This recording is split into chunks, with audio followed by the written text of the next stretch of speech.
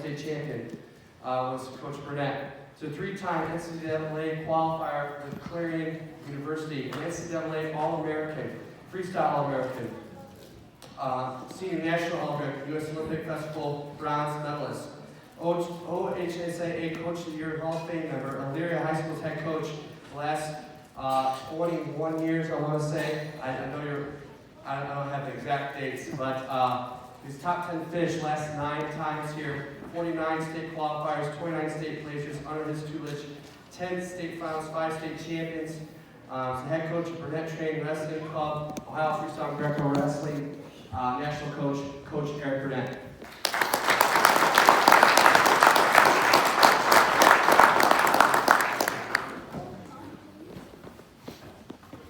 Can you guys hear me? Yes. Okay. First I want to say thank you. Thanks for having me.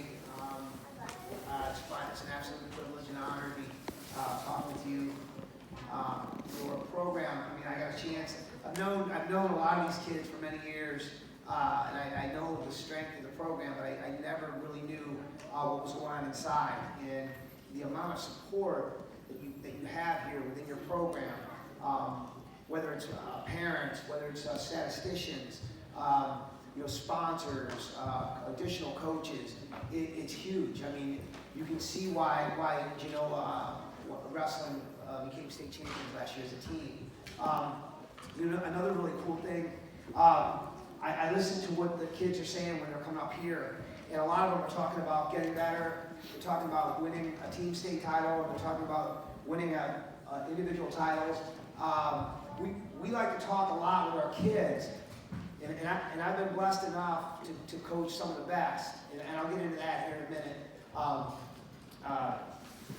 But we like to talk about making progress, winning, and having fun. And on occasion, we've gone to some national events, and we've had some of the best kids in Ohio wrestle on these teams, and they're all very good wrestlers, and they're experienced, and they've done a lot of winning.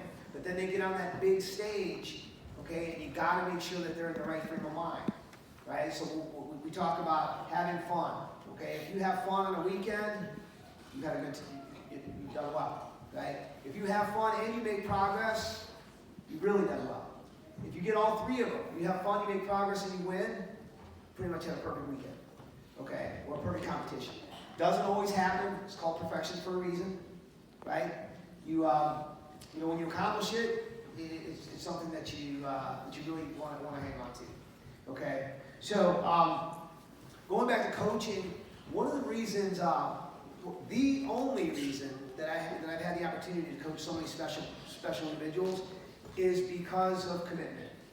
And when I finished up at Clarion University, I coached college for a couple of years, and then I came back home.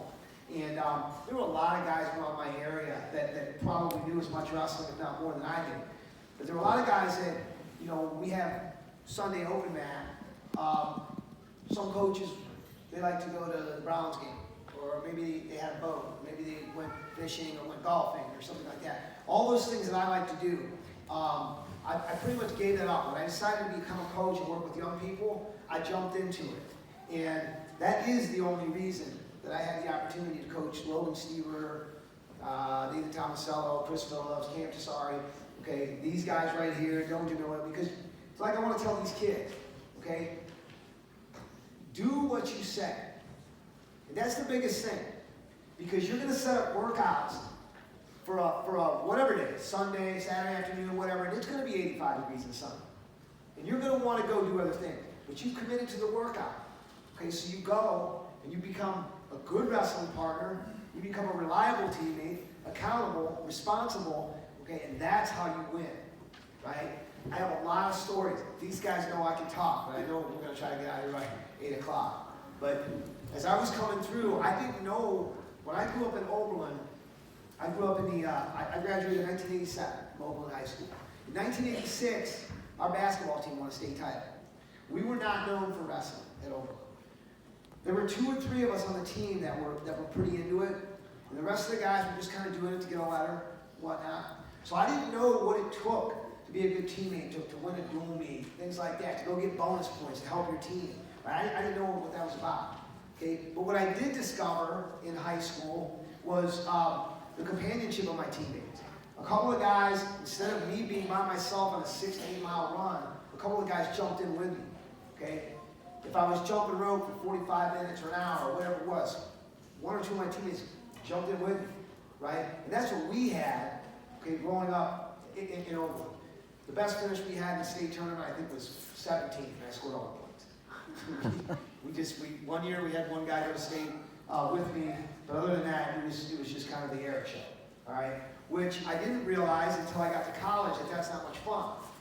When I got to college, I wrestled for Clarion University. They had a great tradition. My first year there, we weren't good. And we had a lot of growing to do, and we had a freshman class, and I think 17 of us. By the end of my freshman year, there were 9 of us left, 8 had transferred. The numbers dwindled every year.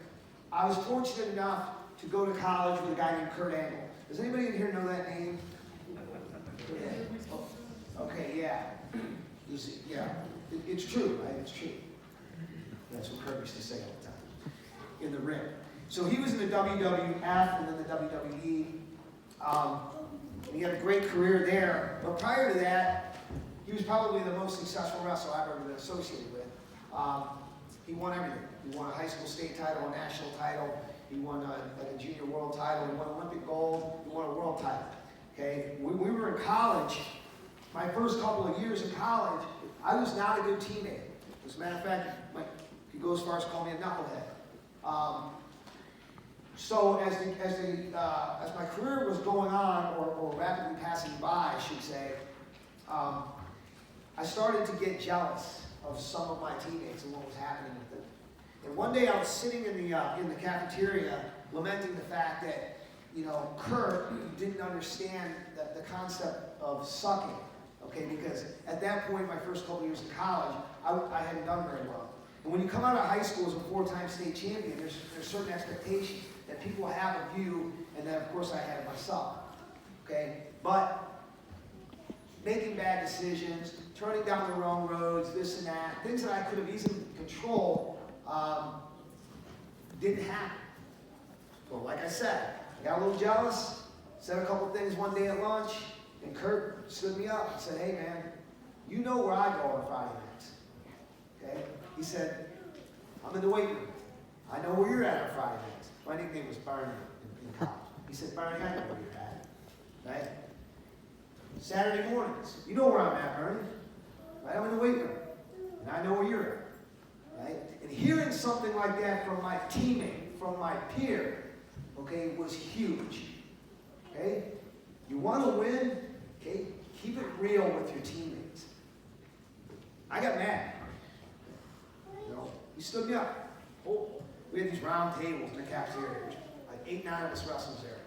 And Kurt wasn't a very talkative guy, so for him to say this to me, right, I was angry. It took me a day or two to process, and then I started to follow that guy around. Once I started to do that, then I started to win more. It didn't happen overnight, right? I became a better teammate. Do what you say. Like I said, it comes back to when I talk about the kids that I've had the opportunity to coach. It's because I do what I say, which I didn't always do. Okay? Once I got to be in my 3rd year of college, I was leading the runs up Chandler Hill. Okay? The 9-mile run we had to run, I was winning it. I was in the weight room. Sometimes it was just Kurt and me. Those were the things that helped me turn the corner.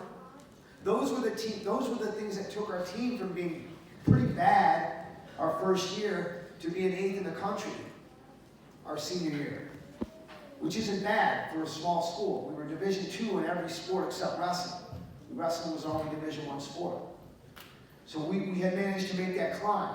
But it was because guys decided to do the right things, to be responsible, to be accountable, to be good teammates. There's always a reason not to do something. Always. You'll always find it. Okay, the key is finding the reason to do something. And it can be whatever it is. It can be to have fun, it can be to make progress, or it can be to win. Those 3 things. I try to live by them. I try to have fun every day. I'm kind of a goofball. I have fun with my family. okay, my wife, my kids, these guys here, all right? But in the process, I'm always trying to make progress. I'm always learning as an individual, okay, as a coach.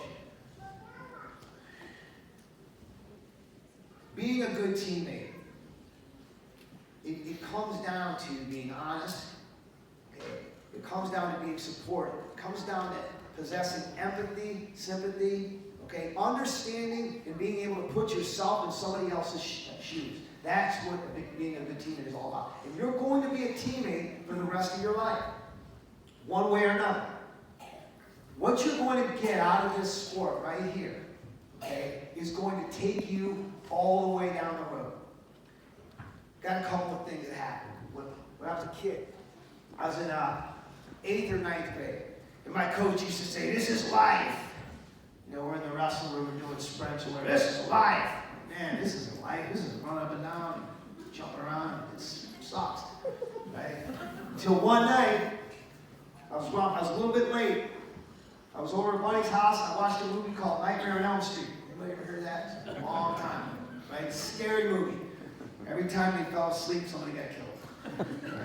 Right? Really scary guy. Spoiler alert. So I get down. I call my dad. We were cell phones back then. Okay, it's 1984, whatever it was. No cell phones. I call my dad. Say, "Hey, Dad, I'm late. Sorry, I'm late. Okay, can you come get me?" And he said, "No, you can find a way home." Right. So I took off. My buddy lived. His house was backyard, backed up some old railroad tracks. So I could either take the old railroad tracks and be about a mile from my house, or I could go back out to the street, go back through Oberlin, and go back over, which would add about another mile and a half to my track. So I elected to take the shortcut, the railroad tracks, through the woods, in the dark, with Freddy Krueger. So I head off down the path. I get maybe 100 yards, and I hear rustling in the weeds, and I hear barking, or growling. I turn and I look, and there's a dog, and it's pretty big. So I had a trick that I did back then. I would go, whenever I went running, if a dog were to come out, a lot of country roads in Oberlin where I live, so I'd get out the country roads, some dogs would run out every now and then. I'd bend down, I'd pick up rocks, make it like I was going to throw it. I didn't throw it at the dog. Usually the dog would back away. So I tried that trick, and the dog was like, "Nah, I don't think so." Right? So it was like, and I had about a 40, 50-yard advantage, okay? So I took off in a dead sprint. I got a mile to go, okay? That's not easy. One thing I learned as the dog was rapidly approaching was that my sprint, I never really slowed down. I kept going and going, and I looked back a couple of times, and the dog was taking a break. I'm like, "Oh, I got a shot at this." So I keep going and going and going. The dog, he's not giving up. He keeps coming at me. I got lucky. About a quarter mile from my house, there's an old man's house right there. Okay, same side of the street where I live. I get up on his porch. I climb up on the the railing, and I get up on the roof. Okay. And the dog is like growling and barking, and I'm up on this roof, and I'm huffing and puffing and huffing and puffing. You know what I thought right then? I'm glad I ran hard in practice. Okay? My coach always told me this is life, right? It was life that night. When I was trying to get my butt home, but literally away from that dog, right? I was glad I sprinted hard. Okay? And that's one thing that you can always take with you. If you go as hard as you can, you're going to apply that to everything you do in your life. You have a team state title right now. And that's fantastic. Okay? And you're going to go and you're going to work to get a team state title this year. Not another one. It's not another one. It's a title. It will be unique and special in its own way. But you're going to have to work together. Okay? You're going to have to be accountable, responsible for yourself, for each other. Right? And that's what it's all about. Someday down the road, you're going to be on a team. It's going to be a team of life. Okay? It might be your partner. It might be your somebody at work, co-worker, whatever. You're going to need to be a good teammate. Right? And those are the big things. As a coach, I don't know how many state champs I've coached. I have no idea how many national champions I've coached. It doesn't matter. It doesn't matter. All that matters to me is that young people are, when they participate in this sport, they get the things they need for life. That's all that matters. You want to go get a state title, go get one. That's for you. They're not going to raise his hand or his hand. No ref has ever come over and raised my hand. Right? Kid wins, not that cold day. Pretty good job. No, they raise your hand. It's for you. Okay, so any of you in here can go and get what you want. You'll get what you earn now. Okay? That's what's going to happen. Alright, so the last thing I want to say, because like I said, I didn't want to ball hog the night here. Okay? I learned a lot. I learned a lot about myself. Some of you young guys in there, I hope you're paying attention. I hope I haven't lost you yet. Okay? My first 3 years, I didn't win anything. Okay? I didn't win a match. Dylan's probably heard this story. Same with Oscar and Jordan. Didn't win a match for 3 years. I weighed 30 pounds. My dad's like, I think this wrestling thing would be good for you. Right? So I did youth wrestling, and the next smallest guy was probably 45, 50 pounds. Okay? So I just got slapped around all the time, every Saturday morning. Okay? Back in our day, cartoons were on Saturday mornings. Right? There wasn't any Nickelodeon and all that stuff. We had 4 channels. One of them had cartoons on all morning. Well, that's when Oakland Biddy wrestling. That's when we wrestled. Tell them, like, yeah, this is cool. I get to miss Scooby-Doo, Super Friends, all that. To go up here and just get slapped around by all these big guys. Okay? It was crazy for 3 years. My dad would watch me. He never wrestled. He was a machinist by trade. So very meticulous. Okay? Very, very into the small things, right? So he would come up there and he would watch me get stomped. And then we'd go home and he'd say, hey, how about we do some of these things in the living room? Okay, I was a peanut, 30-some pounds. Right, so for 3 years we did that. I still never won anything. As a matter of fact, my mom, they used to give us ribbons back in the day. Whenever you entered the tournament, it said participant on it. All right, so when you're 7 and you don't know what participant means, is good. Your mom will take advantage of it. So at the end of the season that year, when I didn't have any trophies or medals or anything, I had like 5 participant ribbons that my mom put in a frame and hung them on the wall. And she told me she was proud. Pretty awesome, right? Okay? So I still sucked. I wasn't any good. And my dad comes to me and says, hey, how about we go try this program over here? Let's go to another program. It might get you a little better. West Shore.